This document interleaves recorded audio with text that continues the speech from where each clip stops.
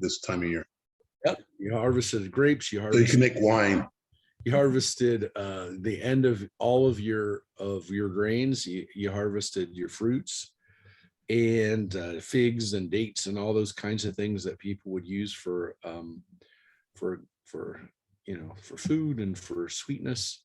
So yeah, it was really, really important. And this was the holiday that the temple, essentially both temples, and to some extent went through rededications because of this holiday of Sukkot. So the first temple of Solomon was built, was dedicated, not built, but dedicated during this time of Sukkot, when Solomon first 3,000 years ago essentially opened up the temple to people to worship.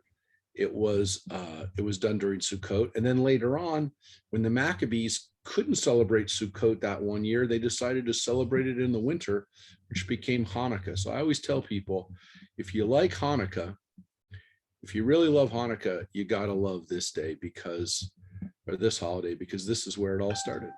So there's no Hanukkah without Sukkot. And so, yeah, while most people celebrate Hanukkah and not Sukkot, ironically today, it was really, the Maccabees would have found it funny that, well, I don't know if they would have found it funny. They would have found it highly ironic and good for them, because it was started by them as a kind of a propaganda tool to vindicate their dynasty. But it only made sense because of Sukkot and the fact that the 8 days that they didn't get to celebrate. Of course, much later on, the rabbis kind of constructed a story around the oil that lasted for 8 days. But the Maccabees knew exactly what they were doing. They were very proud of what they did by celebrating the Sukkot holiday in the wintertime. And it became, again, part of Jewish history, if you will.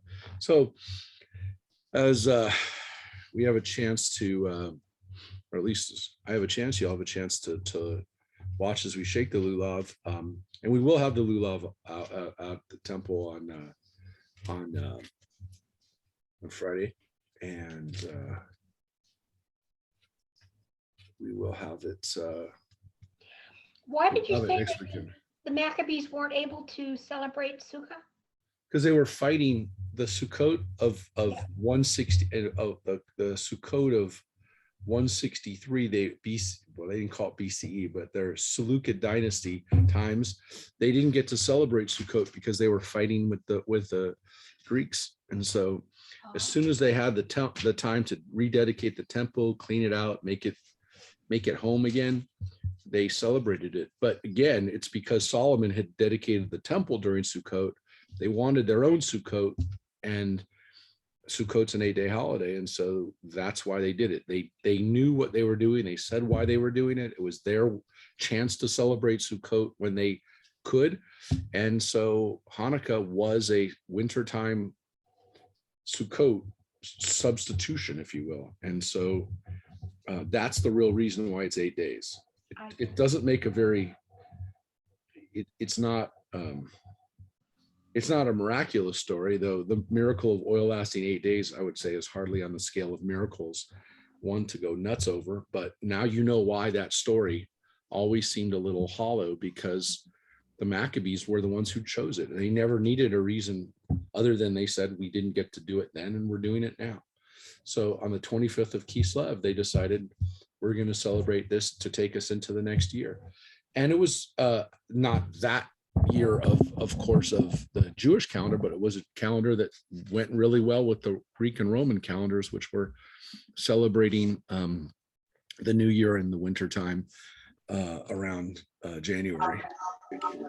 So we are going to shake the lulav in every direction as we say the blessing. Baruch atah Adonai Eloheinu melech haolam asher kidshanu b'mitzvotav v'tzivanu al netilat lulav. And I could turn my chair around, but I'm not going to. I'm going to actually shake it in every direction. That would be cheating.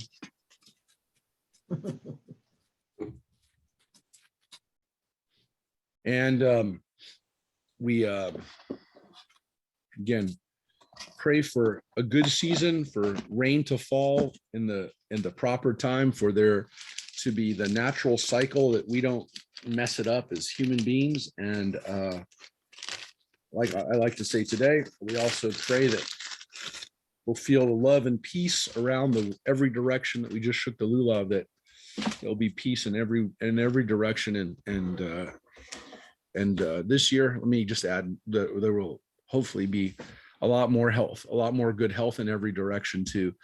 That this Sukkot will, everybody who smells this somehow will get extra strength in their lungs and be protected against any illness. I don't know if that works, but I hope it does. And maybe we should bring that over to the Dodger Stadium when they're back home. And yeah, that's another week and a half, right? Another week or so. I will tell you that it is tough for me. I mean, again, I'm so excited about having a playoff series that we actually get to go, but in the midst of what's going on right now, it's hard for me to be fully happy right now with the Dodgers or anything else for that matter. So I'm just hoping we get a break on this soon, folks. Not because I want to go back. I'm going out. I mean, I'm not hiding in my house. Don't get me wrong, but there has to be an end to the amount of death and illness right now. So that's what I'm really hoping for. But yes, thank you, Mike, for telling us there is other stuff going on too. So we're going to turn to the text where we left off last week in the story of our people and the battle of Jericho. We're right up to the actual battle. It was a good cliffhanger because we gave the background of Rahab and the spies, setting up the fact that when the battle will happen, that they're going to protect Rahab and her family. Of course, now we got to get to read the actual story that a lot of people know or heard or might remember little bits and pieces of. But we're going to just for a quick second show people where we are on a map so that you can take a look. So this is where the people started in Shittim, the other side of the Dead Sea. They cross over here into the promised land. That's the Jordan River. So they go up to Gilgal, which is where they circumcise themselves. Not an insignificant moment in Jewish history when hundreds of thousands of guys circumcise themselves at the same time. Then they come back down here to Jericho. I mean, the spies came to Jericho first, but now the army is going to come up and go to Jericho. And we're going to kind of follow this path right now. We're going to follow this route. You can see there's the route split off into different directions. And most of the battles that you can see, well, you can see them now. Most of the battles fall into the center of Israel. What today, ironically, if you see this right here, this is what's called the West Bank today, right? This is primarily not areas that are inhabited by Jewish people. So this whole area up to about here were all during the biblical period, the Jewish heartland, the area of Judea and Samaria and Benjamin, these different areas, Jerusalem right about here. Jerusalem's right here. Hebron's down here. Hebron. This area was the Jewish heartland, and that's the battles that he fights. Those are not areas that are inhabited primarily today by Jews. These are areas that are not part of Israel proper, however you want to look at it. When you look at a map of Israel, this is the area that's not considered under, for the most part, under Israeli authorization, jurisdiction, or again, even many of the Jewish settlements or those areas are not really in that area anyways. They're actually here by Jerusalem. There's a little bit over here by Bethel, but for the most part, again, these are not places that you and I will ever go to on a tour of Israel. So when people say, oh, let's go to these places at Jericho, like Jericho and these other places that Joshua fought, we don't go to them. They're not on a Jewish tour. Let me tell you that. Okay. So there that doesn't mean there aren't people who sometimes go to these places, but not on Jewish tours. So we will go back and reference that map if we have to, today. But I did want to give people a sense of where we are in the history and the geography of it. And let us go to the text. Let me see where the, hold on one second. I just restarted my computer and put in the new Safari this morning. So we're in chapter 6, and let me put that up for everybody. All right, so where we left off was Joshua has a vision of an angel that comes to him and basically tells him, as we saw, he is near Jericho. He looks up and sees a man standing before him, drawn sword in hand. And he said, "Are you one of our enemies?" "No, I'm the captain of God's army." And captain of the Lord's host says to Joshua, "Remove your sandals from your feet, for the place you stand is holy." So he gets another Moses revelation and Moses type situation where, just like Moses was told at the burning bush to take off his sandals, so is Joshua. Just as he sees an emanation of God, the burning bush doesn't say that it's an angel. It doesn't say it's an angel, but some people interpret it that way, that it's a manifestation of God in this world when an angel would be. This one definitely seems to be a little bit more anthropomorphic. Looks like a person. Joshua thinks it's a person, maybe even one of the enemies, but he is he now knows that he's come into contact with God and God's angels, which of course is going to give him a lot of confidence when he goes into battle. So now we get to the Battle of Jericho, which is chapter 6 of Joshua. So it's still kind of towards the beginning, but that's what we're going to start with today. So Rosemary, would you do us the honor of taking us to the Battle of Jericho? Now Jericho was shut up tight because of the Israelites. No one could leave or enter. The Lord said to Joshua, "See, I will deliver Jericho and her king and her warriors into your hands. Let all your troops march around the city and complete one circuit of the city. Do this 6 days with 7 priests carrying 7 ram's horns preceding the ark. On the 7th day, march around the city 7 times with the priests blowing the horns." And here it does say a couple times, shofarot, that these are the ram's horns. These are the shofars, we've also read about trumpets that are made out of metal. The shofar is not made out of metal. It was made out of it's made out of a ram. And it says that specifically, ram's horns.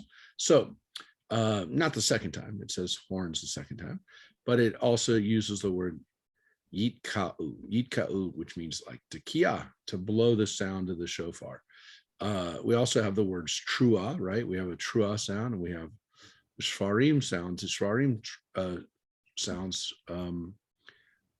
But here it uses the word tekiah, the loud blast, and the long blast, and this is what it says. And when a long blast is sounded on the horn, as soon as you hear that sound of the horn, all the people shall give a mighty shout. Thereupon the city wall will collapse, and the people shall advance, every man straight ahead. Yep. And so this dramatic setup of the blast, the people walking around the people forget there's also walking around the city. There's blasts, and you're supposed to keep quiet on every day except for the last day. And so the last day, the people give a mighty shout. So they actually are told not to make noise the first few times. And then the last day, the first 6 times, the last time you do make noise. The people are told what's going to happen. So there, or at least Joshua was told what's going to happen. There's not a surprise, at least to Joshua, what's going to happen. He knows what's going to happen. And it's very dramatic. It's an interesting miracle, if you will, because it requires the people to do something. And of course, God is doing something as well. Now, I will tell you, there are people who've studied this and who've in typical biblical scholarship fashion, that people have looked to figure out, is there an engineering, was this done in a way to create a sonic disturbance so that the walls would collapse because of the damage that was being done by sonic waves, right? So that the sound waves would literally destabilize the foundations and the mortar. You could make the argument that the people walking around the city would create a little bit of destabilization too, right? That all those hundreds of thousands of people walking around, millions of people, perhaps even, well, a lot of people walking around the city many times would also create maybe some geological disturbance as well underneath the ground. Again, all these are possibilities. It's not something that people have ever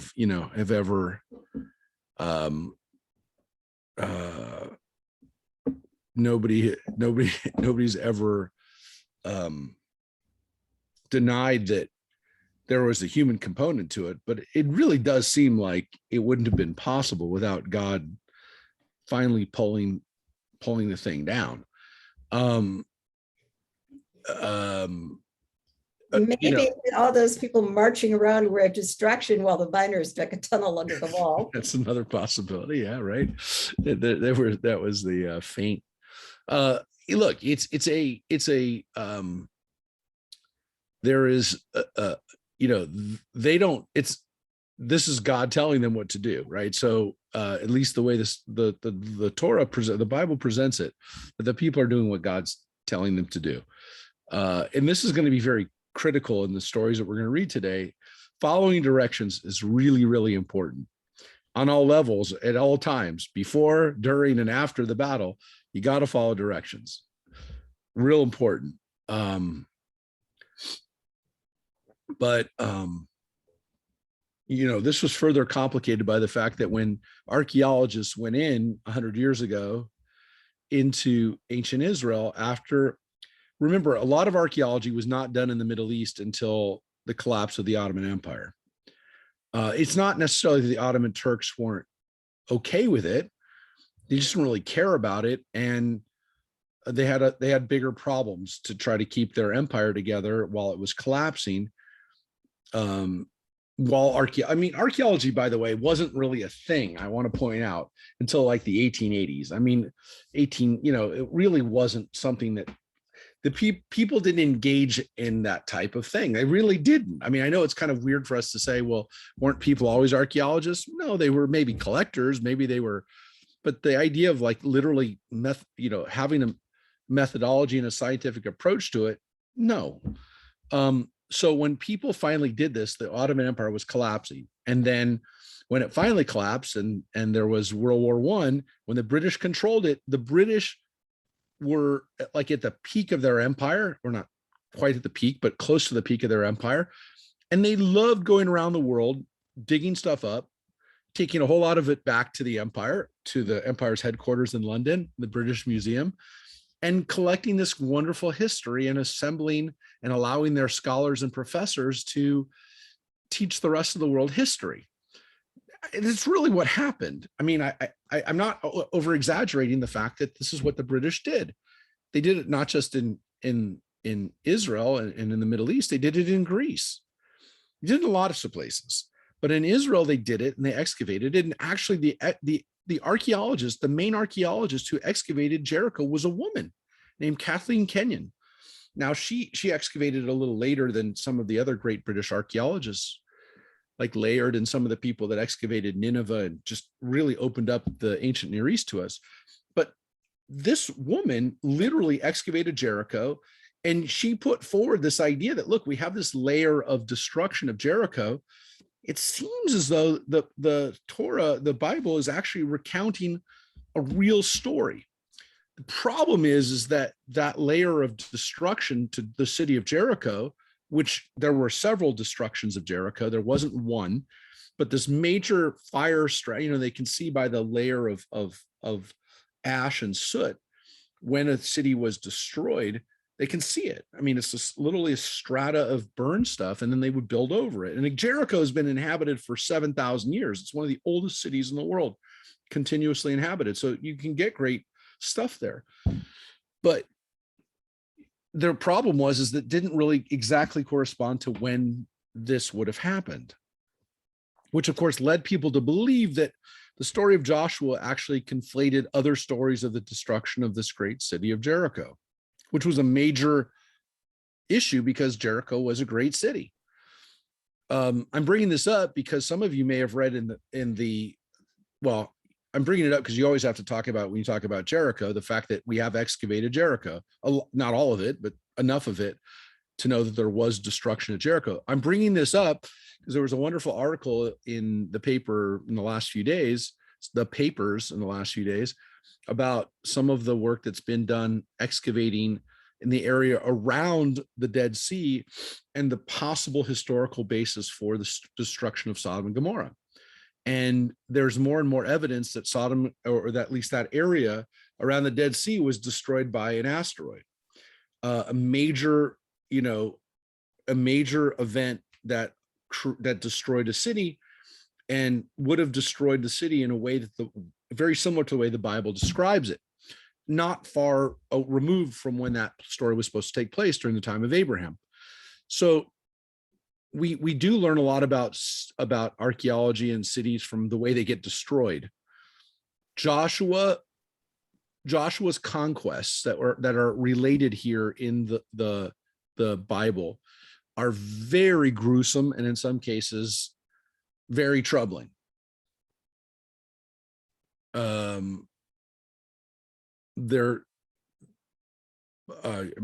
You'll see why today, or why it could be said.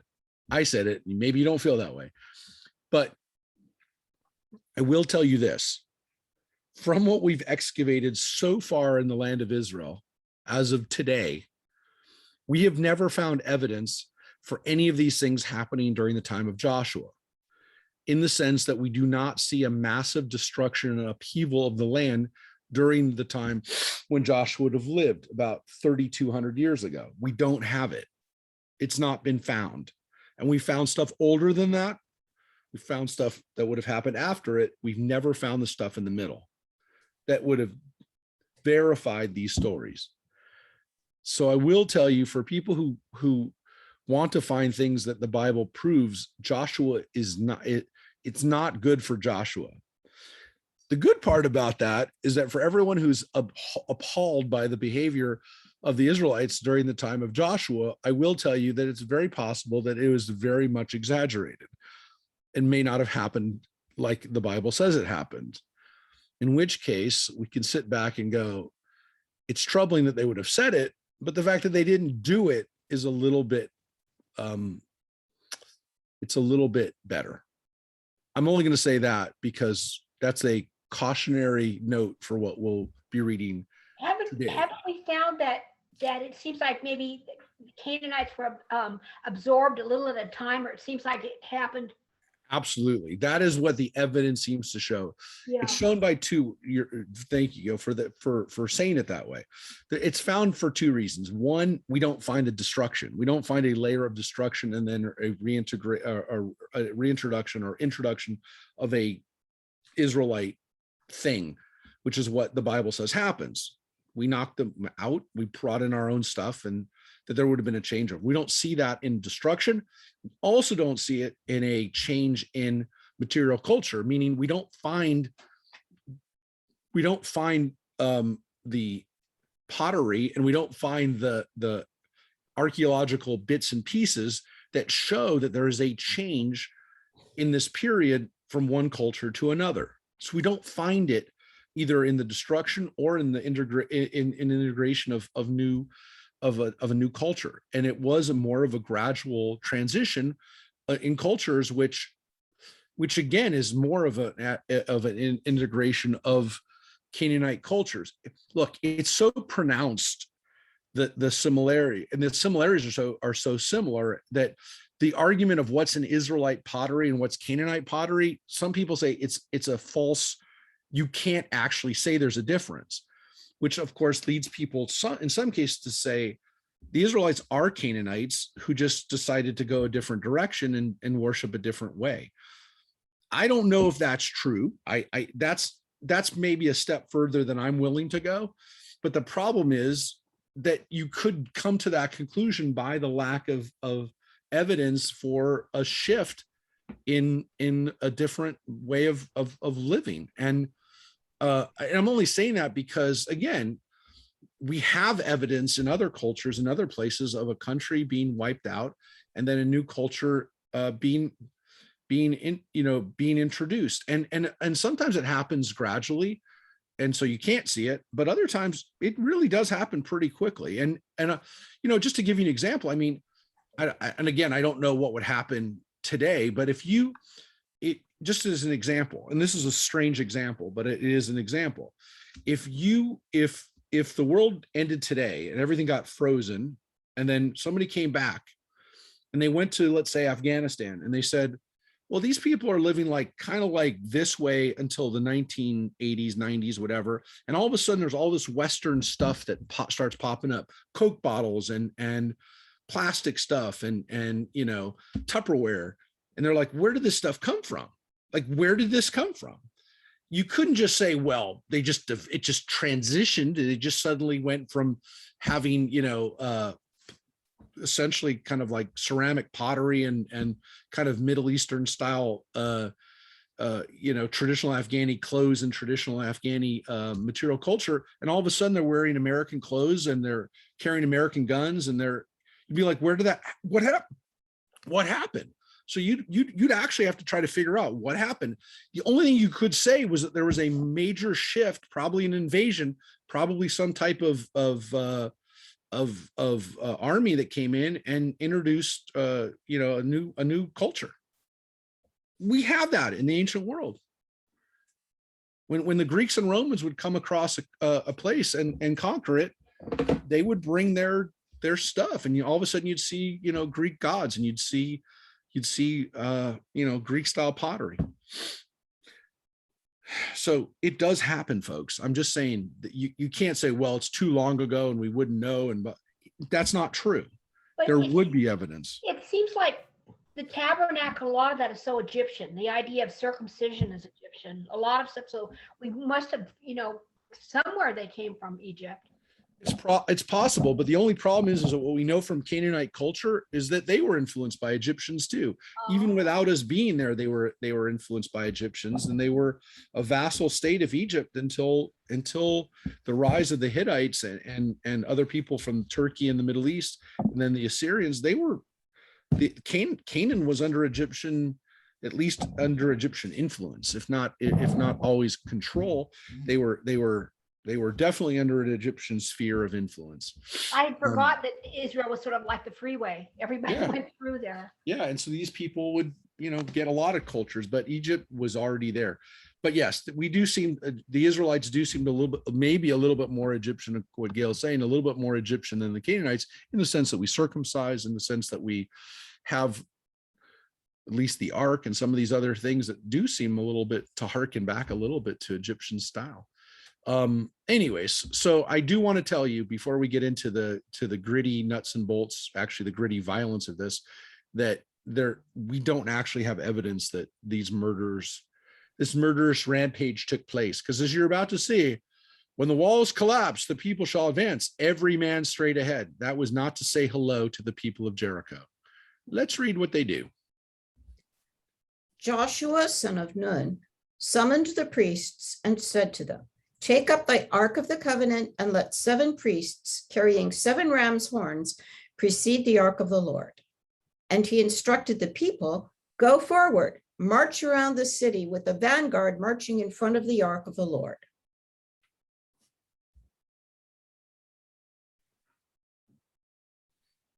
The vanguard marched in front of the priests who were blowing the horns, and the rear guard marched behind the ark with the horns sounding all the time.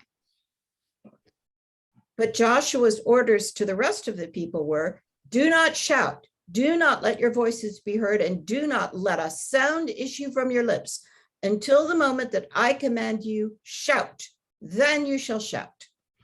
So he had the ark of the Lord go around the city and complete 1 circuit.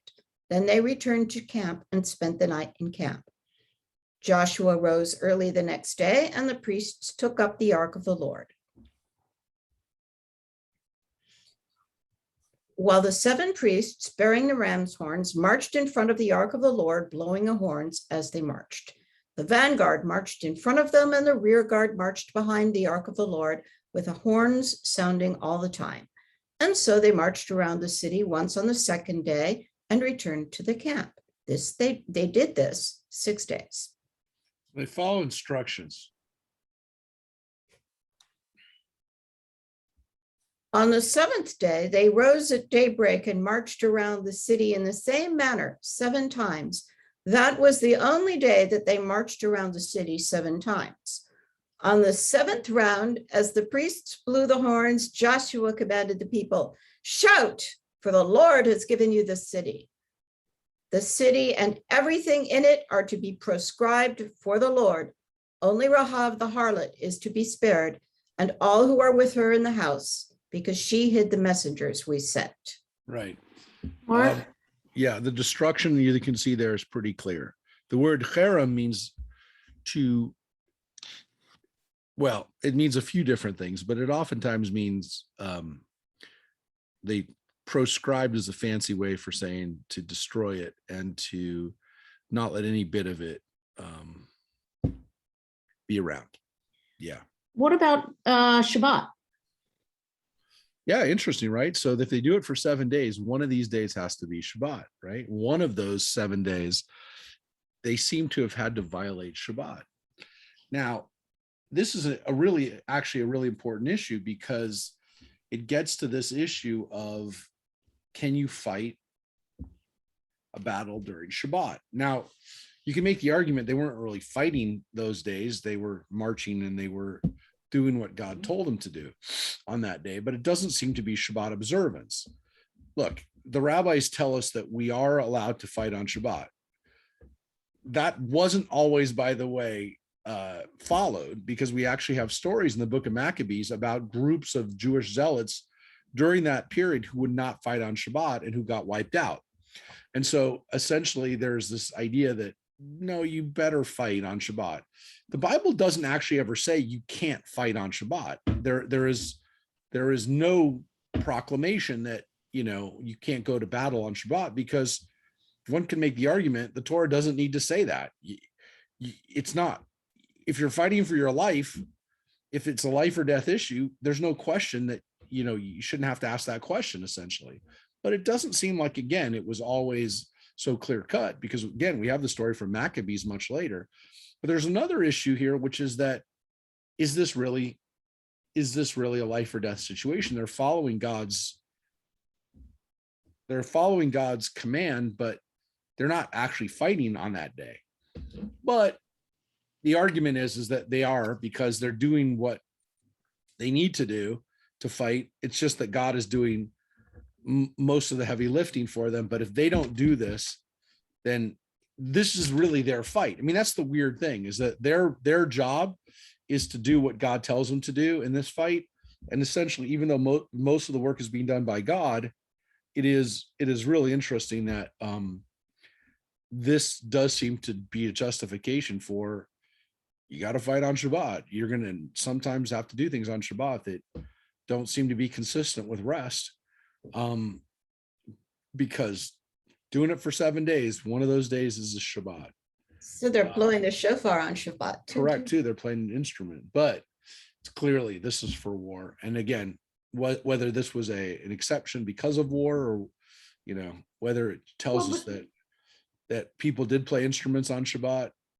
Well, Seems and like some of those regulations, traditions, I mean, you're not told in the Torah how to keep Shabbat holy, generally speaking. I mean, you're not supposed to farm and you're not supposed to work your animals, but it doesn't go into the specifics like later on, you don't light a fire and you don't play cards and you don't drive and you don't, you know what I mean? That those more specific.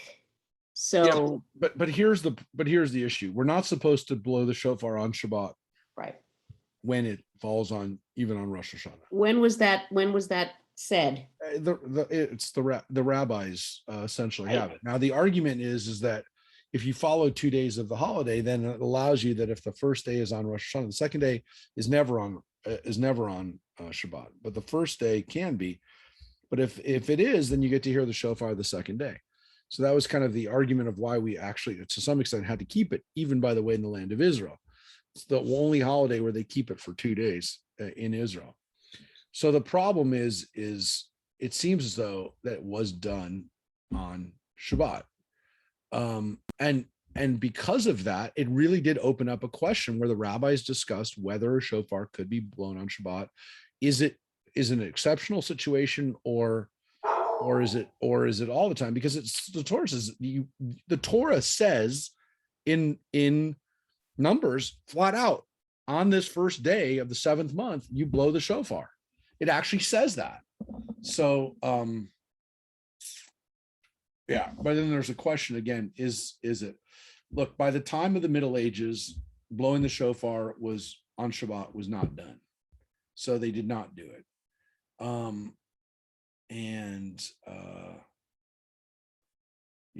This is it's an interesting issue of, again, is this an exception, or is this allowable, or does this allow for it to be done in other places? And again, we would normally say it is not this is an exception. This is not what we normally do. And of course, Israeli army has fought on Saturdays ever since its origins. If you have to fight, you do. So again, everything is supposed to be destroyed. Yeah. Are the Orthodox units, do they also fight on Shabbat, or are they? It's an interesting question. So the Orthodox units will, if they're in a war, they will. It has not happened. There hasn't been an ongoing battle, with the exception of 2014, where actually ground forces were used constantly.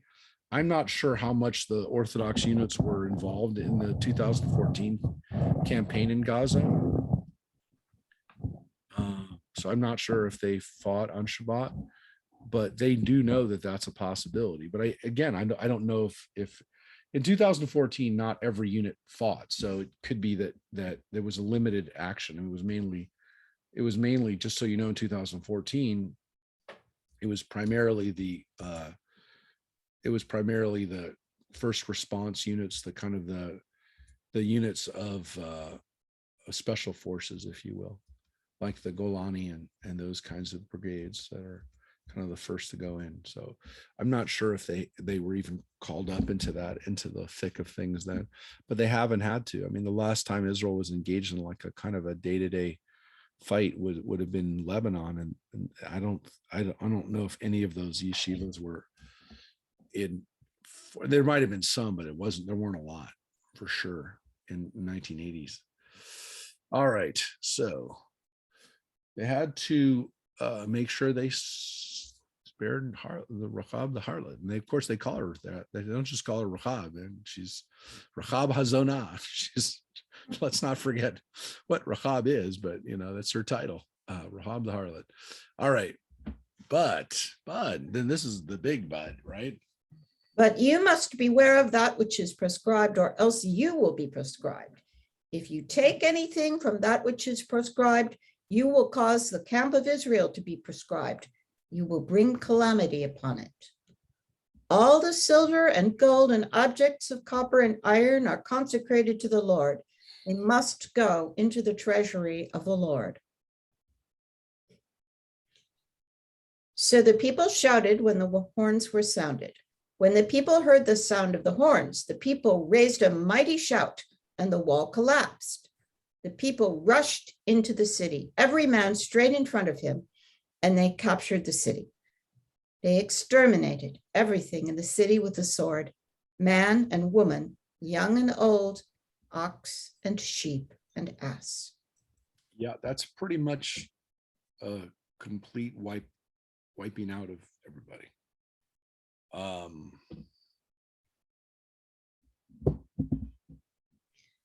But Joshua bade the two men who had spied out the land, go into the harlot's house and bring out the woman and all that belonged to her, as you swore to her.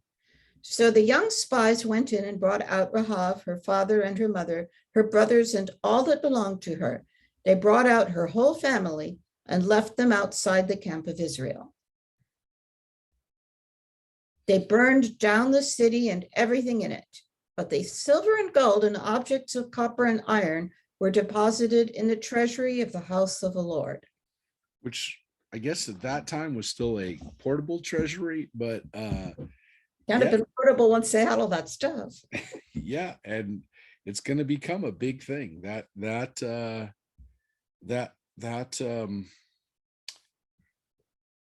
treasury will eventually be pretty valuable. That treasury of accumulated value over time becomes pretty valuable. But this seems to be kind of the first initial deposits, if you will. The stuff that they make, you could say that they make for the Mishkan in the first place are the initial deposits, but these are some of the first deposits that they get. I mean, they also defeated Sichon and Og, which you read about, the Amorite kings they beat before they even came into the land. But this is where the only stuff that they're supposed to take is the stuff that goes into the treasury. No one's supposed to take anything for themselves. Do we have any idea how large Jericho was?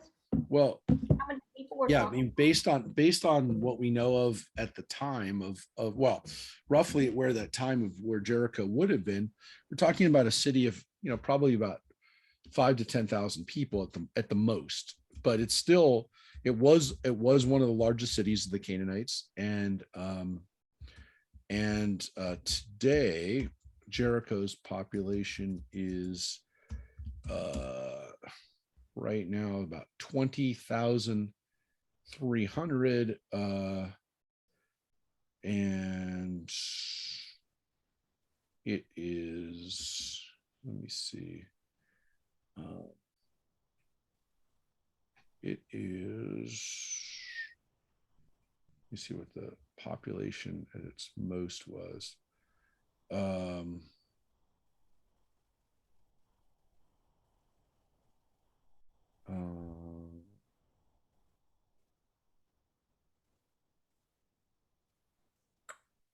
Let's see how many people. During the 19th century, it was down to about 50 families, about 200 people. Yep. Wow. Yep. So when we're talking about during the Ottoman period and the period during World War I and afterwards, I mean, this is part of the history that we don't talk about, is that when we talk about how empty Israel was, how devoid the land of Israel really was of people, it was not even a backwater. It was below below a backwater was. During the Ottoman period, this land was there was nobody there. During the Ottoman period in 1596, there were about 51 households in the early 1500s. So yeah, it's not during the biblical period, much bigger city. You're talking about thousands and thousands of people for sure, based on the archaeological evidence. During the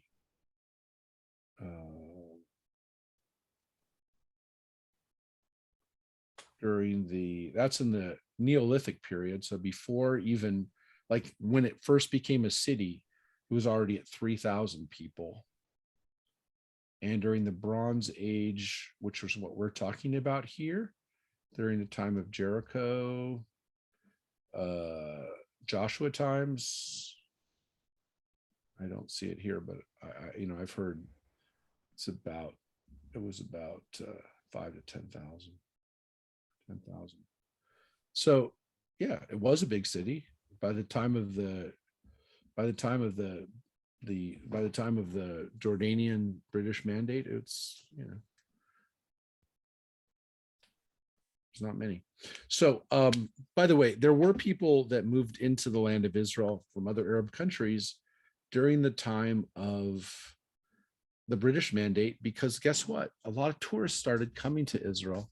Christians and Jews started coming to Israel, and of course the Yeshuv started in the around that period of time, the return of Jews from Eastern Europe to the land. And it's not talked about a lot because, I don't know, people don't want to talk about it, but there were a lot of Arabs that moved to the area because there were a lot of Jews that moved to the area too. It helped the economy. I mean, the hope is that it would help the economy for everybody and not lead to, decades of bloodshed. But there were a lot of people who moved to the land of Israel from Egypt, from Syria, from other places, because they saw economic opportunity in the area as people were coming in and starting to. Because remember, when the British took control of Palestine after World War I in 1918, 1919, when they started the British mission there, it opened it up to tourists from all across Europe. I mean, all across the world, there were now, especially Christian tourists, who were making their way there. There was a flood of Armenian immigrants that came into Israel, especially Jerusalem after the Ottoman collapse, as you know, the genocide.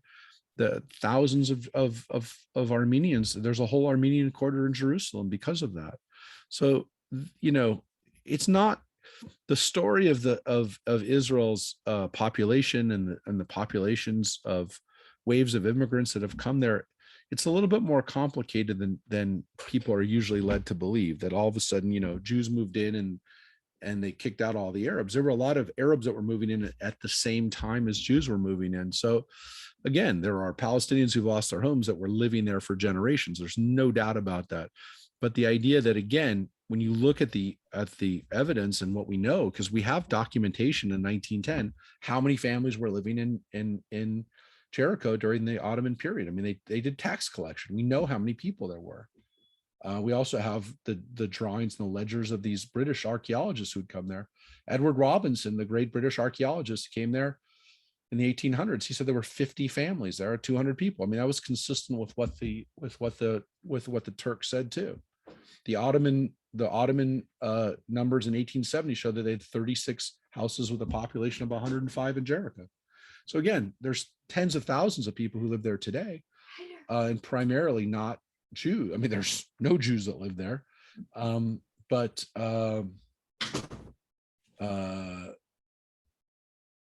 as we've talked about before about Jericho. Well, let's finish Jericho, and then we'll talk about the demographics a little bit more. One other thing. Only Rahav the harlot and her father's family were spared by Joshua, along with all that belonged to her. And she dwelt among the Israelites, as is still the case, for she had hidden the messengers that Joshua sent to spy out Jericho. At that time, Joshua pronounced this oath: "Cursed of the Lord be the man who shall undertake to fortify this city of Jericho. He shall lay its foundations at the cost of his firstborn and set up its gates at the cost of his youngest." The Lord was with Joshua, and his fame spread throughout the land. So Joshua said, "Don't anybody rebuild this city. Don't rebuild it. We're gonna get you you're gonna be punished if you rebuild it." Jericho, again, is right along the Dead Sea. It's right where the Jordan River flows into the Dead Sea. It's very, very rich in palm trees and in the economy during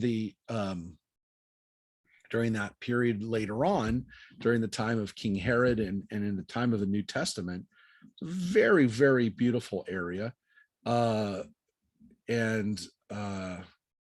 This is the way Strabo, the great Roman geographer, described it. He said, Jericho is a plain surrounded by a kind of mountainous country, which in a way slopes towards it like a theater.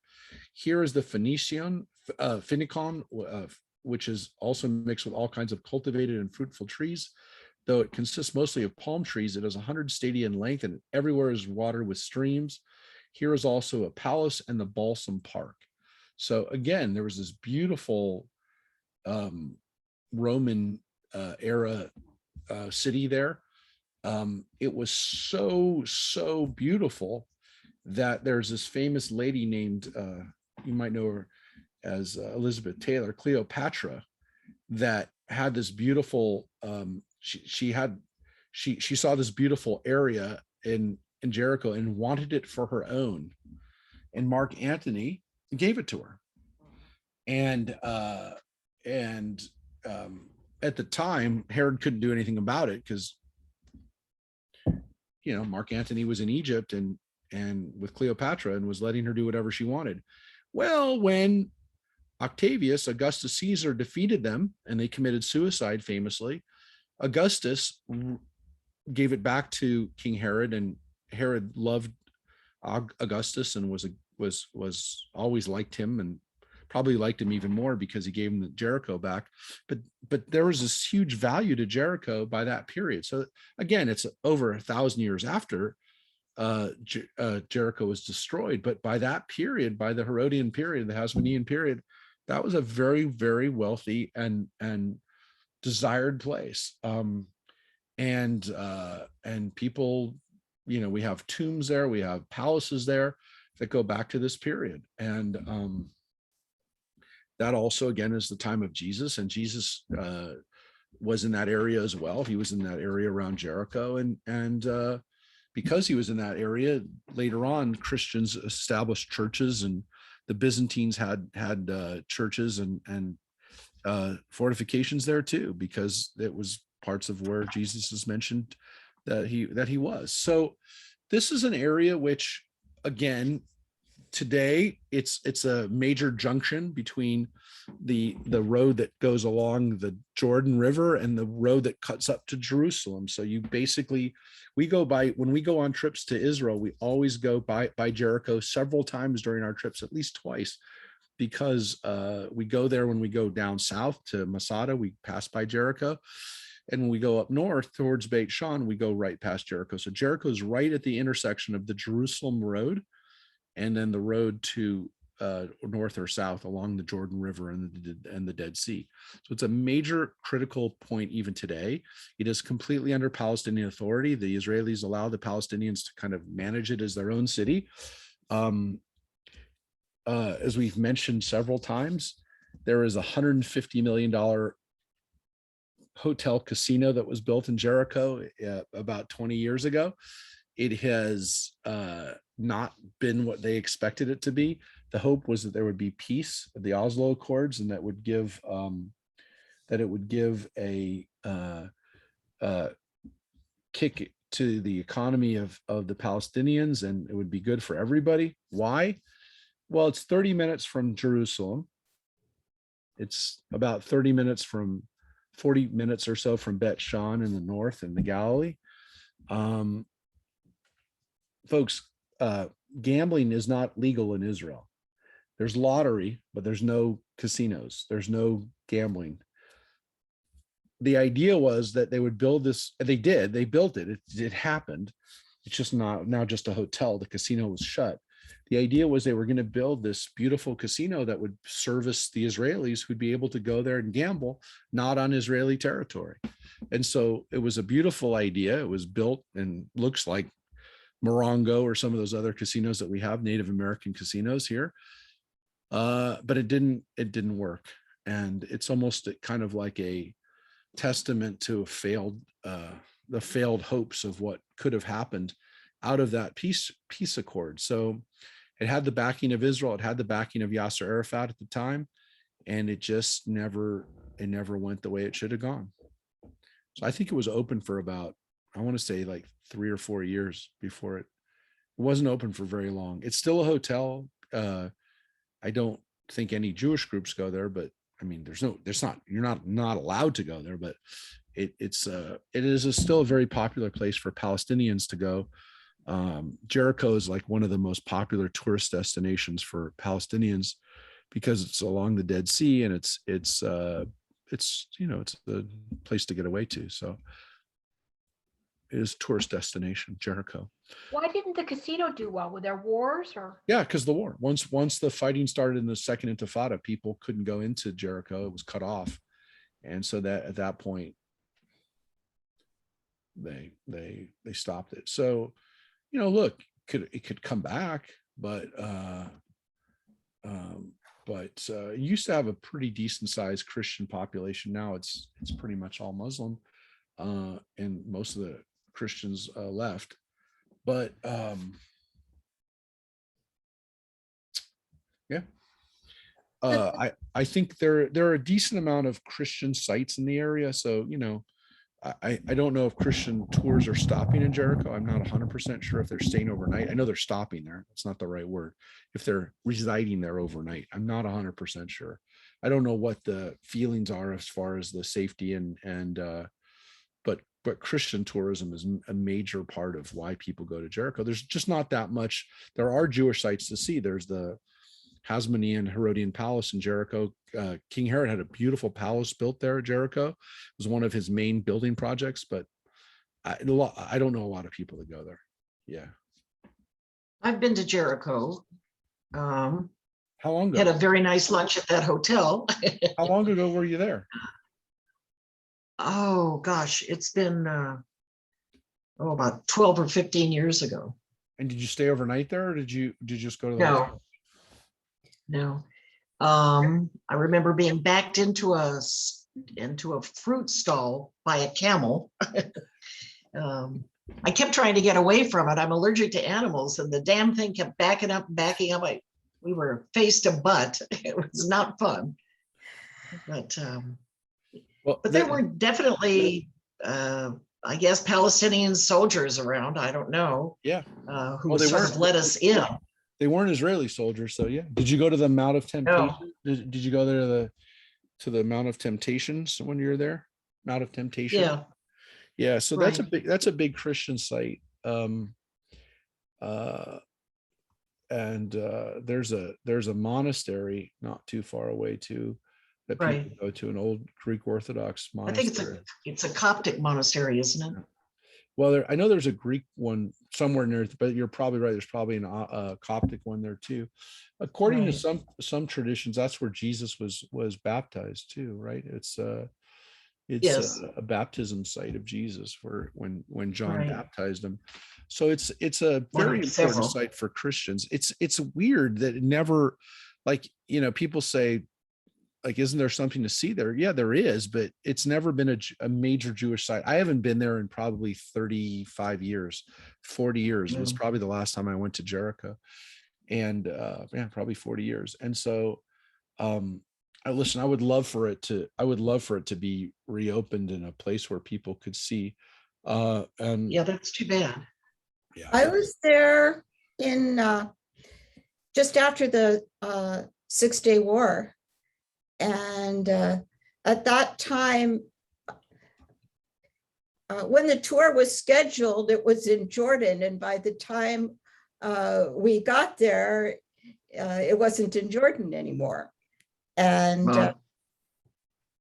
so there had been a huge Palestinian refugee camp that was in Jordan at that time near Jericho. And it was too dangerous for us to go where they had planned to take us. So I just remember them pointing it out from the bus. so you ended up going in there. So we didn't go in. We Right. couldn't go in. We were supposed to stay at the Intercontinental in Jordan, and it had changed changed nationalities by the time that we got there, and they lost their reservation. So we ended up, I think, at the King David instead. But wait a second. But interestingly, was it open? You don't know if the Intercontinental had The hotel reopened? was open because Wow. I remember, But you just didn't stay there. but we didn't stay there because, the Right. bus drove up, the tour guide got out. There was a long, maybe 40-minute delay, as I recall, and then they came back out and said, well, they don't have our reservations anymore, and we're going to have to put you someplace else. Wow. I mean, can you imagine nowadays? I mean, I guess like people adapted back then in ways that like, Oh, yeah. people feel fit, but what could they do?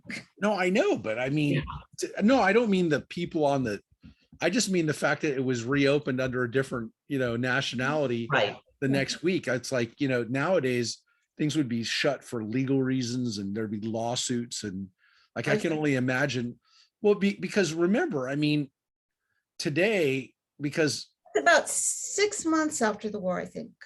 okay, well, still, I mean, those hotels are owned by Hilton or by whatever the ownership would say, no, well, you have to sign a new agreement with us. And I think it'd be a lot more complicated today, but it shouldn't be, but I'm sure it would be. Anyway, so let's hope that the economy of that whole area gets better, because again, that'll be better for Palestinians. It'll be better for Israel when people, as we say, have more reasons to cooperate than to hate each other. So that was really the hope, that these bilateral agreements, that these joint projects would help everybody, and eventually get to a point where you don't have to. Obviously the opposite happened, unfortunately. So who knows? The hotel is there. We'll point it out when we're next at the junction of the Jericho Road. Obviously, one of the great stories of the Jericho Road too is the story that Martin Luther King talked about when he was on the Jericho Road, when he was in Israel, not right around that time that Rosemary's talking about. He talked about his trip up the Jericho Road, and as part of one of his last sermons, his last talks. All right, so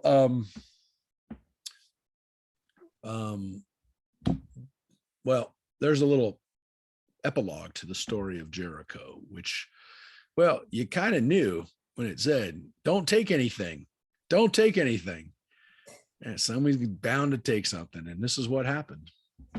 The Israelites, however, violated the prescription.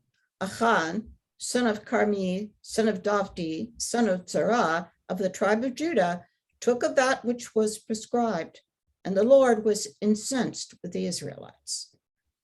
Joshua sent men from Jericho to Ai, which lies close to Beth Aven, east of Bethel, with orders to go up and spy out the country. So the men went up and spied out Ai.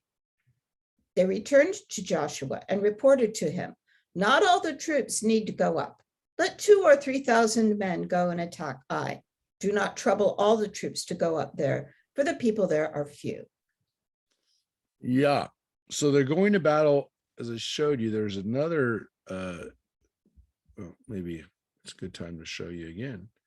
There's another city here on the path of where they're going, which is Ai.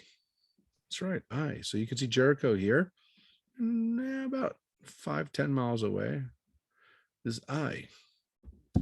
So also in very much in the West Bank.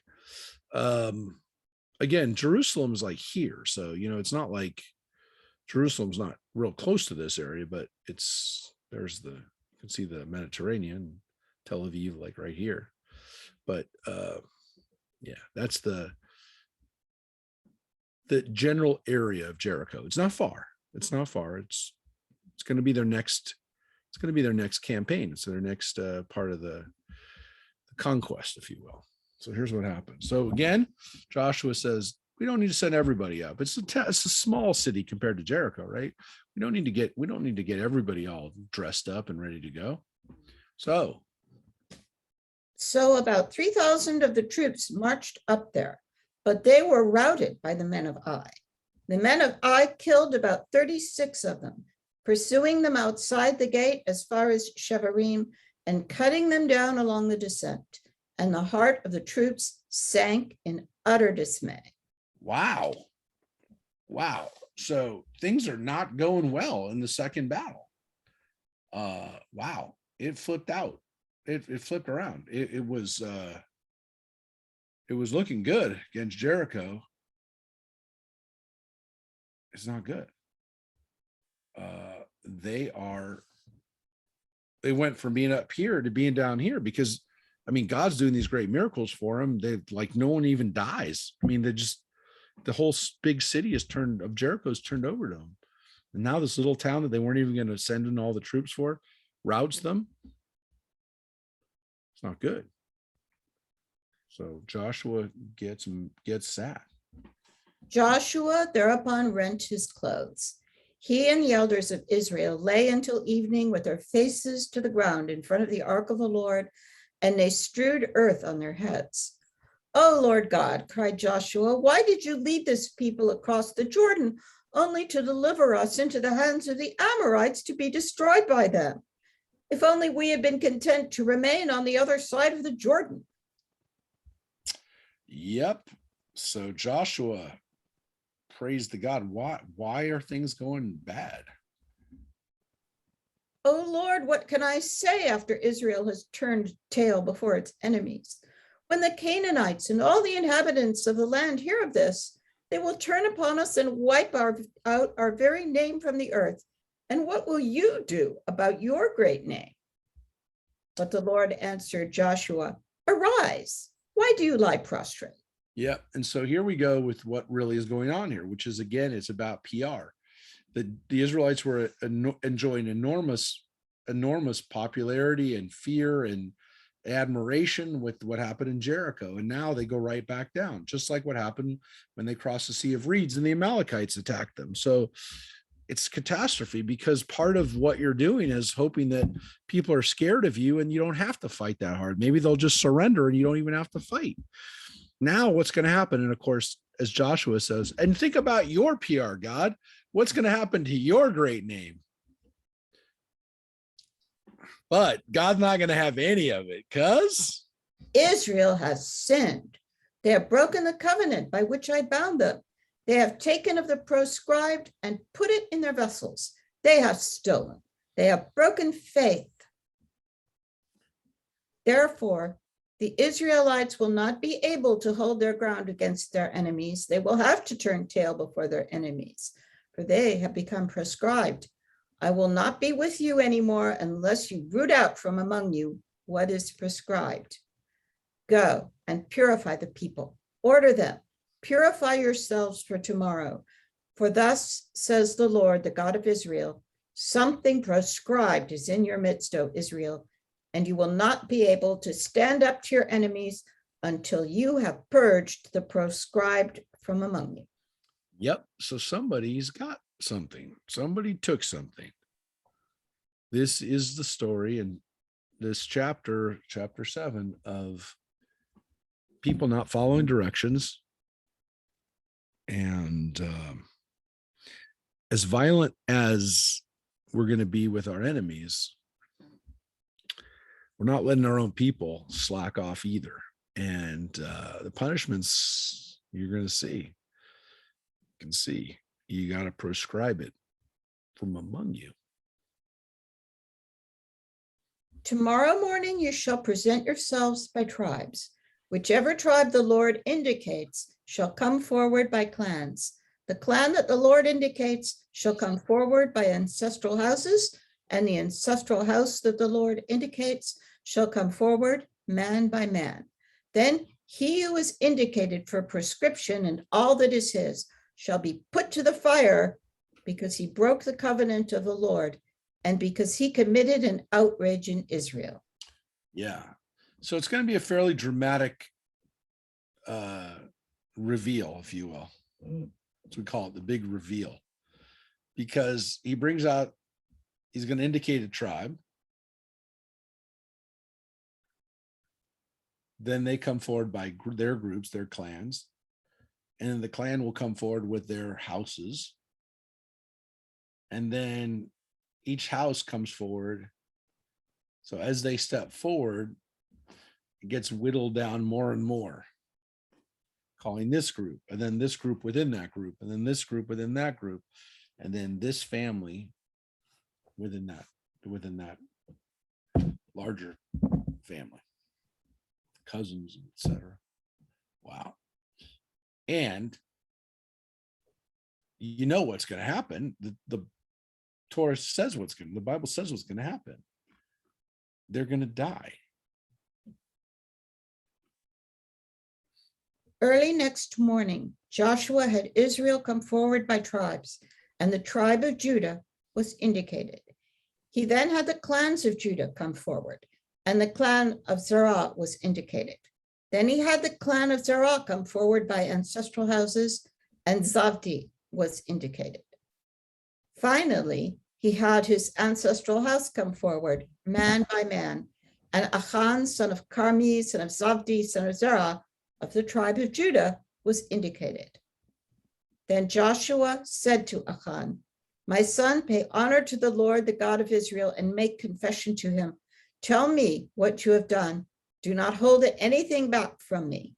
Right. So here's Achan, son of Carmi, son of Zabdi, son of Zerah, which, by the way, would only be 4 generations from Judah. Zerah is, Peretz and Zerah are Judah's sons. Zabdi is Zerach's sons. Carmi is his son, and Achan. So this seems to again indicate that we're only 4 generations removed from Judah.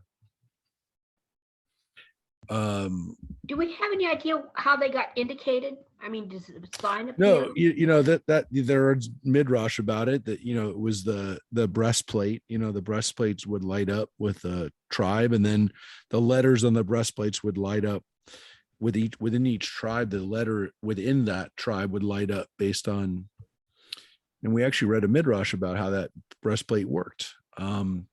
So it would light up, and the letters from the tribes were there, and those letters would light up. So it's doesn't say exactly, and again, whether it was the breastplate or the Urim and Tumim, those oracular devices that were used. Look, this is God. I mean, God could just tell Joshua, bring this guy forward. I mean, God knows who it is, right? So they go through this ritual of essentially doing this because, in a sense, what this does is it shows how everyone's responsible for this mistake, right? So everyone is called out first, and then the tribe of Judah is singled out, and then Zerah. Everybody, it comes down to this one guy, but the reality is it's everybody is responsible for it. And by having everybody there, it's not just like when everyone's when everyone's standing there ready for the reveal, if you will, are they all looking around going, I wonder if it's our tribe. I wonder if it's my cousin. I wonder if it's somebody that I know. I mean, essentially, again, did Achan know when he got called out? When does he know what's going to happen? Why doesn't he come forward in the first place, right? And so as he's called forward, Joshua says, tell me what you did. And here's what Achan does. Achan answered Joshua, "It is true. I have sinned against the Lord, the God of Israel. This is what I did. I saw among the spoil a fine shinar mantle, 200 shekels of silver, and a wedge of gold weighing 50 shekels, and I coveted them and took them. They are buried in the ground in my tent with the silver under it." Yeah. This is pretty heavy duty stuff. I mean, this is wealth. I mean, this was not like I took a couple coins. This is like over a year's, this is well over a year. Forget a year's pay. This is a lifetime score, if you will. Yeah. But he's honest. He tells him, He did it. He tells them where he hit it. It's not nothing hold back. Joshua sent messengers who hurried to the tent, and there it was, buried in his tent, with silver underneath. They took them from the tent and brought them to Joshua and all the Israelites and displayed them before the Lord. Yep. So,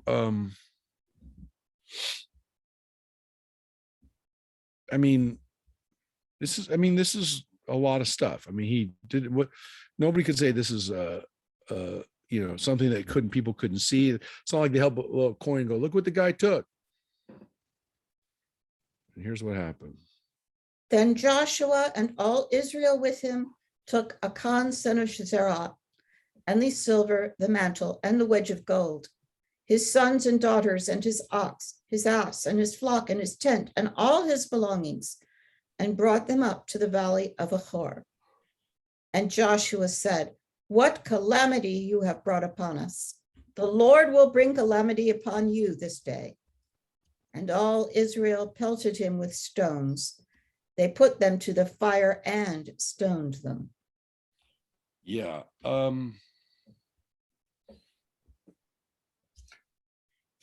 Like as you're reading it, it says they pelted him with stones. Okay. You go, yeah, they punished the guy. But that's not the way the story ends. And that's not the way the verse ends. It says, Vayasklu otam ba'avanim. They pelted them with stones. Actually, the weird thing is they pelted them with stones after Vayisrafu otam be'esh, that they burned them in fire. So the first time it does say him, Achan is punished, but then it says that they are punished, meaning his sons and daughters and all the other stuff, the animals, his property is all burned. And interestingly, it says that they're burned and then stoned, which again seems to indicate that it's not that the stones are killing the rest of the family, but they're burning them and then throwing stones on them afterwards. It's terrible. I mean, because it's not just the person who perpetrated this crime, it's the whole family that gets killed. It's what it said. It's not a question. The word otam is plural, meaning them. Look, we were told here that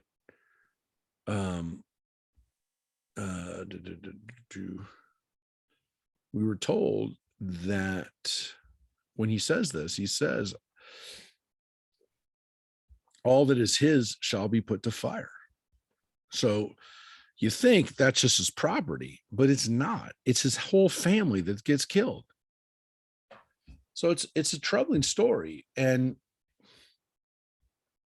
the place Valley of Achor, the word Achor in Hebrew means dejected or sad, dejected, muddy, dirty. So it's an explanation for why that place is called the Emek Achor, the valley of gross stuff or whatever, trash area, whatever. It's not a good area. It's not a good place. You don't want to live in Emek Achor. That's not like living in Green Valley or Happy Valley or whatever. It's living in a bad place. So people didn't want to live there. Bad things happen there. Bad story. But here's the problem that we have, and Joshua has. First of all, people have to follow directions. This is big stuff. They're dealing with the army. They're dealing with the battles that they have to fight. They have to follow the rules. They have to do what they're supposed to do. Now, part of that is because when you're in a battle, you have to follow the chain of command, obviously, but there's another issue here, which is that the chain of command here goes right to God. And if you're not following God's rule, then you're putting everyone at risk. And what happens is, if you remember the story that we read at the beginning of this chapter, people died because of this. because they didn't follow the rules, people already have died that weren't supposed to die. So Achan's lack of ability in following directions actually cost lives. There's a consequence for it. Now he has to face the consequences because there was consequences to his actions. Not only that, not only the people who died already, but at least it's put forward that because of what he did, other people are not going to be afraid of us anymore because they say, oh, they're beatable. Look at what the people of Ai did. They defeated Israel. So they're beatable. Well, think about how many lives that's going to cost because other people are now going to stand up to Israel and fight against them. Fight against, the army. And if everybody was afraid of us and ran away, then we wouldn't have to fight. We wouldn't have to have people maybe die. Not maybe will die. So these actions actually do cost lives. And so the punishment's very harsh. There's no doubt about it. But the consequences are pretty harsh too. And Joshua cannot have people, flouting the rules, which will then cost people their lives in battle. So we see this in battle. We see this in wartime, that the punishments for people who, are treasonous or who are, giving aid or comfort to the enemy, it's a little bit worse during wartime than it is during not wartime. I mean, people who spied for the Soviets, generally speaking, we arrested them and put them in prison for a long time or forever. People who spied for other armies that were actually engaged in battle with, we didn't put them in jail, we killed them. Whether they were spying for Britain during the Revolutionary War or whether they were spying for Germany later on or Italy. I mean, people died during wartime because of the potential for killing innocent people. So this is what happens in this place. This is the way chapter 7 that's the way the chapter 7 ends. And again, what it says is that there's a huge mound of stones over this. Now, there is a place that we discovered in the 1920s with Albright and some of the American archaeologists went over with the Brits to also excavate these places. So we thought we might have found this place, but it's difficult to, again, establish that it happened around this time. But there is a city in that area, a tell that we've discovered that seems to have been a place that was in the area that was destroyed, that we have just a mound of stones. So there were places that people did this with and essentially said, no one will live here anymore. So that's the way chapter 7 ends. So now we're going to finish up today with chapter 8, which is, if you will, we're not going to end on the sad note of the traitor Achan. Let's read what happens in chapter 8. The Lord said to Joshua, do not be frightened or dismayed. Take all the fighting troops with you. Go and march against Ai. See, I will deliver the king of Ai, his people, his city, and his land into your hands. You shall treat Ai and her king as you treated Jericho and her king. However, you may take the spoil and the cattle as booty for yourselves. Now, set an ambush against the city behind it. So Joshua and all the fighting troops prepared for the march on Ai. Joshua chose 30,000 men, valiant warriors, and sent them ahead by night. He instructed them as follows. Mind, you are to lie in ambush behind the city. Don't stay too far from the city, and all of you be on the alert. I and all the troops with me will approach the city, and when they come out against us, as they did the first time, we will flee from them.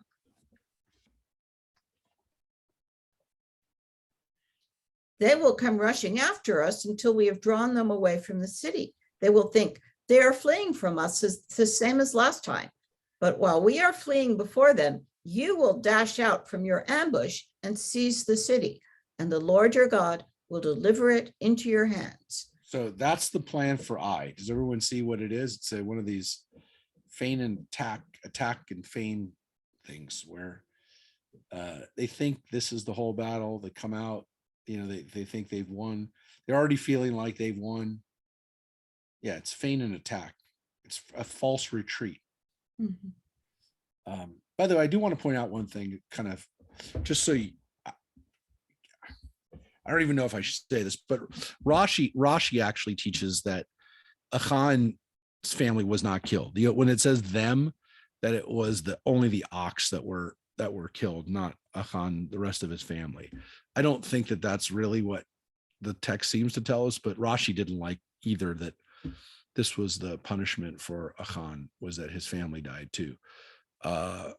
But anyways, I will say that. I mean, it's not maybe the easiest reading of the text, but that's what Rashi, because Rashi didn't feel comfortable like we do with the fact that the family had to be punished for Achan's theft.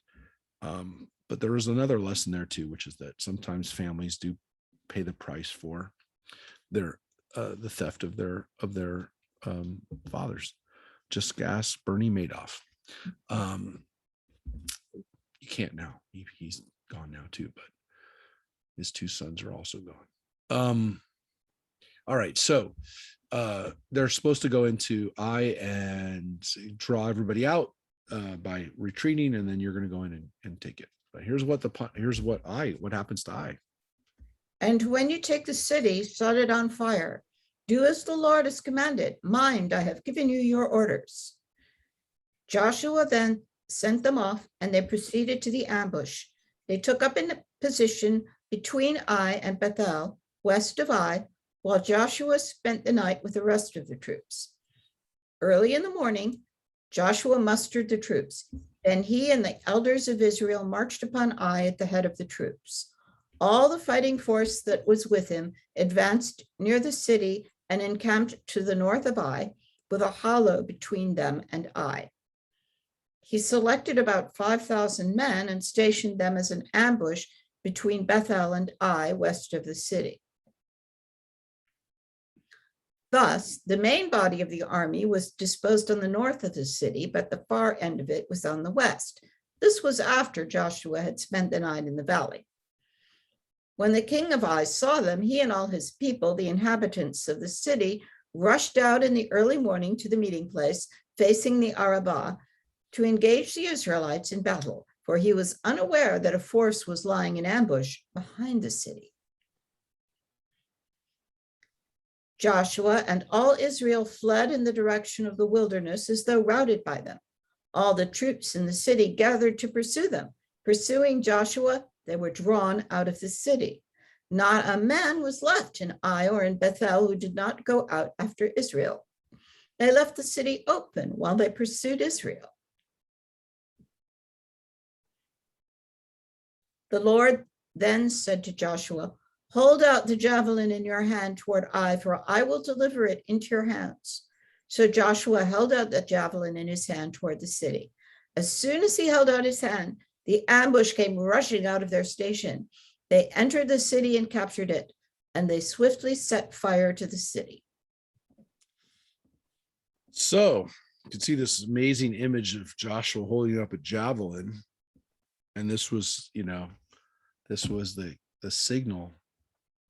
The ambush comes forward and captures it. You can imagine that moment where the people of Ai, the army and the king and the people of the city turn about and look behind them as their city that they just left open is now, here you go. Don't you think it's strange that the first time in Jericho, the Lord says, don't take anything, everything's for me. And then when you go to Ai, you can take stuff, you can, whatever you want, you can have. Yeah, so well, let's look. That's confusing. Okay, so let's look at what happens. Let's finish the Ai battle and you'll see. So this is crazy, right? So here's what happens. Read what happens. We'll come back to that question.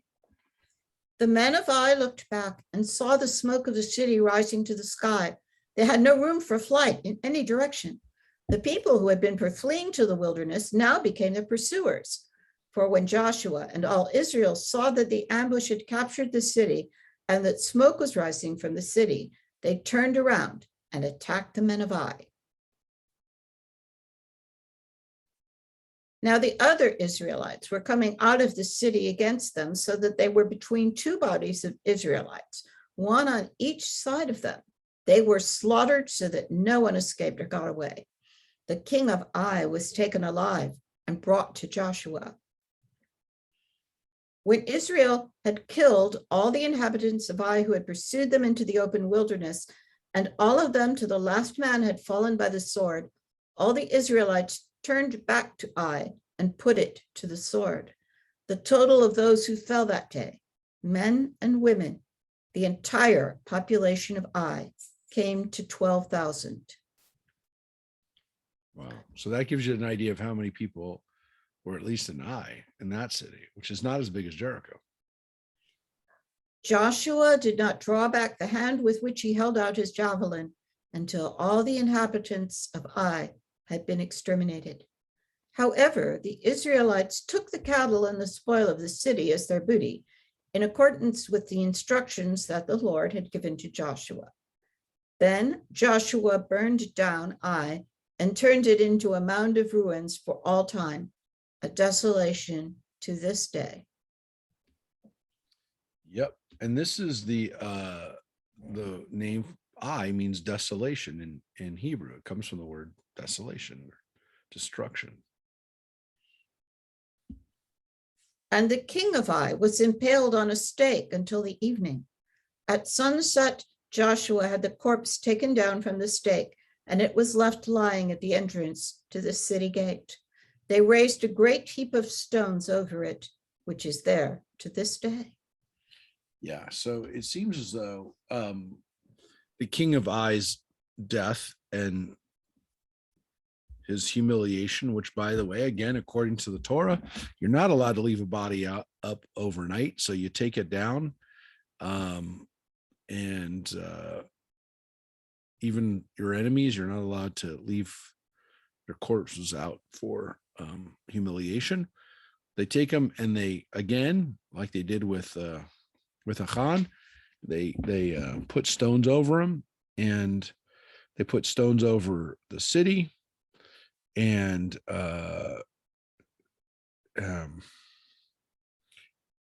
it's maybe an explanation for why there's this ruin, because it says it's still like that until this day. You still go by that place and you'll see this ruin. That's where it came from. Yeah, it's another complete destruction of life. Everybody is wiped out. Now, to get back to Reverend Lynn's question, the simple answer to the question of, well, why do they not have to dedicate the stuff to God anymore, seems to be these people aren't capable of following directions, and we're going to continue to have a problem with people trying to keep a little piece of stuff. Also could be, again, that Jericho was so again, it could be, well, this isn't going to work. If we're going to have to kill people every time we go into battle because they didn't follow directions, it's going to be demoralizing. So let's not give people rules they can't follow. That's by the way, an important concept in Judaism, which is that God doesn't give us rules we cannot follow. So the purpose of the laws in the Torah, not to create situations where we can't do it. We can't, it's beyond our capabilities of doing. It's not easy, but it's not supposed to be beyond our ability to do. That being said, what's the other possibilities? That Jericho existed as a unique situation, that Jericho was not the normal place where, you can take stuff. Jericho was Jericho. And so Jericho was bigger, was more well-known, that the property of Jericho would always be said to exist in the temple. or in the treasury, that we took the stuff from Jericho because it's Jericho. There's possibilities that, again, that Jericho was a unique situation, and that's why Jericho's stuff was saved. But again, it's also a possibility that God says, we can't keep doing this. We can't keep having people mess up. This is too hard for them to follow. So, yeah, there are other cases where God will tell people, don't keep anything. Don't let anyone survive. Don't, we're going to see later on in the Bible, there are descriptions of utter destructions, which again seem to be maybe based more on how evil the place was, or the fact that if you don't, then people are going to follow these ways. Look, there's a midrash, there's an explanation that what Achan actually kept were doesn't say it, but again, the midrash took license with it to say that what Achan actually took, in addition to this beautiful mantle, which is a garment, right? It's not even a statue, but it could have been part of a worship, like the priestly mantle or priestly garments for the Canaanite priests, and that the things that he saved, that he took, were Canaanite gods. Canaanite. It says how much stuff he took, but they said, well, that's the monetary value, the gold value of it, but it actually was a gold statue. So the problem of what Achan took was that he actually took idols and idolatry and the implements for idolatry, and the whole purpose of this is to wipe it out. So he didn't follow those directions. It wasn't a monetary thing that he was doing. He was going to hurt us by keeping Canaanite worship alive. So after Ai is destroyed, here's what it says happens. And this is what we're going to finish with today. At that time, Joshua built an altar to the Lord, the God of Israel, on Mount Ebal, as Moses, the servant of the Lord, had commanded the Israelites, as is written in the book of the teaching of Moses, an altar of unhewn stone upon which no iron had been wielded. They offered on it burnt offerings to the Lord and brought sacrifices of well-being. And there, on the stones, he inscribed a copy of the teaching that Moses had written for the Israelites. All Israel, stranger and citizen alike, with their elders, officials, and magistrates, stood on either side of the ark, facing the Levitical priests who carried the ark of the Lord's covenant. Half of them faced Mount Gerizim, and half of them faced Mount Ebal, as Moses, the servant of the Lord, had commanded them of old, in order to bless the people of Israel.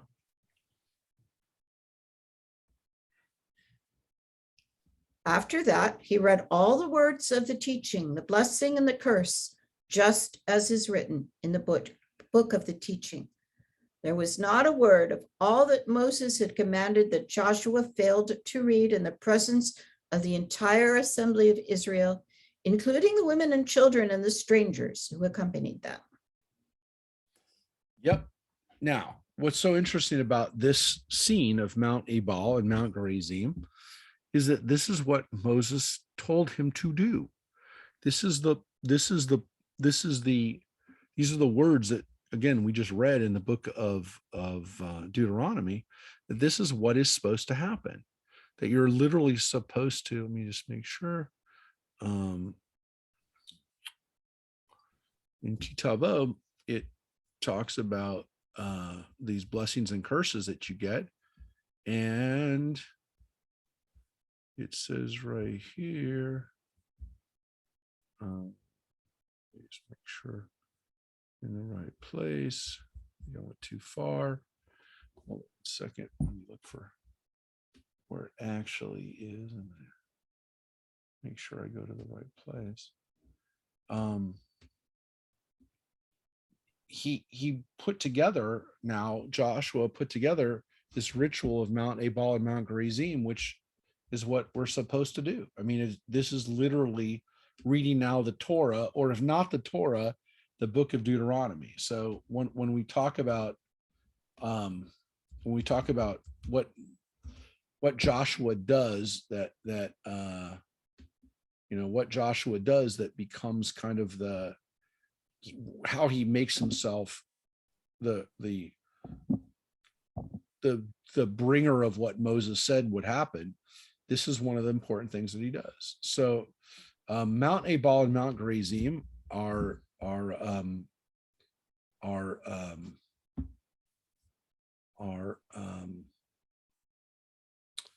they are, I'm going to tell you too, this is an area that there are no Israelites and there are no Jews that live in this area. It's near the modern city of Nablus, the Palestinian place of Nablus. And I'm trying to find you the actual line where it says in Deuteronomy, because again, there's a sense that in this place is going to be kind of the covenantal place for the Jewish people. What's interesting, of course, is that it's not in today's Israel.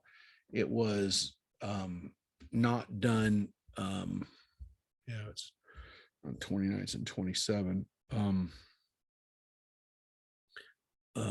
Here, I just missed it right here. So he says, when you cross it and enter the land the Lord has given you, set up stones which I command you this day on Mount Ebal and coat them with plaster. There you shall build an altar of the Lord. So Moses told the people to do this. You shall offer a sacrifice there. And on the stones you shall inscribe every word of this teaching most distinctly. So he says to do this. What is the significance of not putting iron on the altar? So that again, that goes back to Exodus. That goes back to actually right after the 10 Commandments. We have this rule that all of our altars are supposed to be not hewn with stone, hewn stone. They're supposed to be natural stone. And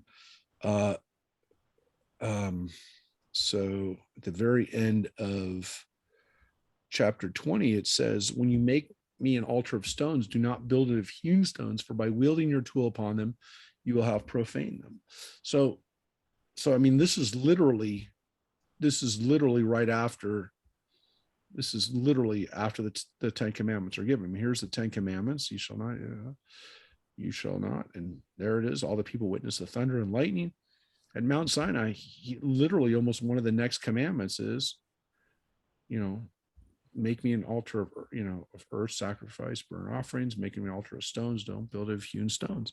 So it says, by yielding your tool upon them, you will profane them. And most people again say it's because if you use a knife or a blade, that blade could have killed something or someone with it, right? It could have killed an animal too.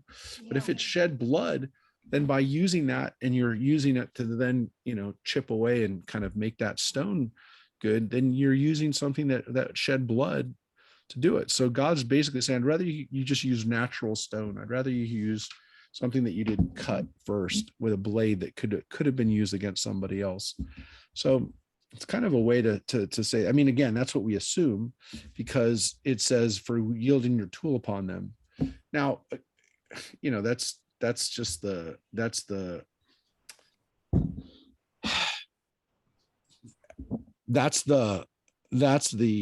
implication, I would say. But the word charbecha, which they translate as tool, it's a legitimate translation as tool. A charev is also the word for sword. We say lo yisa goy el goy charev. That's the charbecha is your sword. So assumedly, like the word tool kind of takes, that's where the words in English, we have so many different words, right? We have different words, but in biblical Hebrew, we don't have a lot of words. When you hear the word charbecha, you think of charev and you think of sword and you think, oh yeah, it's a sword. So yeah, it can be a tool. It can be anything made out of metal that you're using to carve, but it also can be a sword. So that's why the Hebrew carries those connotations with them just by the use of this. It's just semantics, right? So it's so different in Hebrew.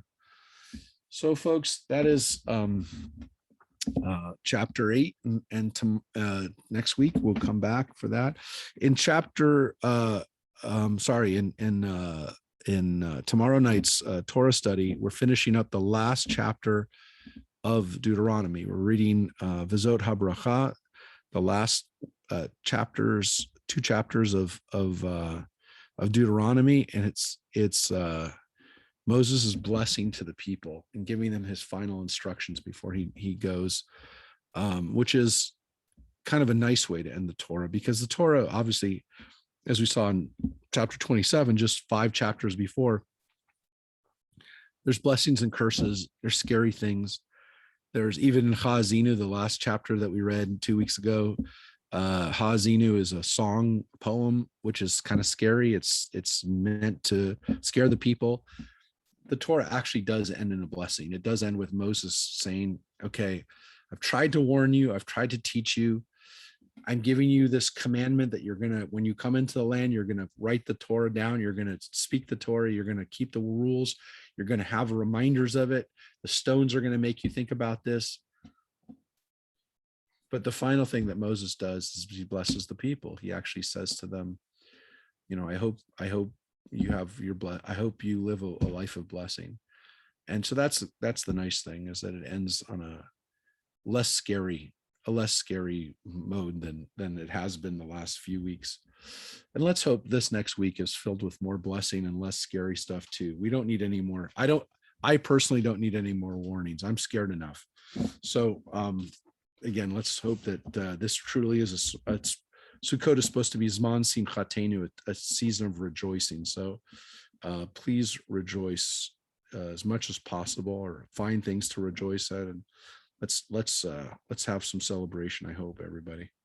All right, folks, stay healthy, stay connected, and Chag Sameach, everyone. Happy holidays. Happy holidays. Thank you, Rosemary, for reading. Take care, everybody. Bye-bye.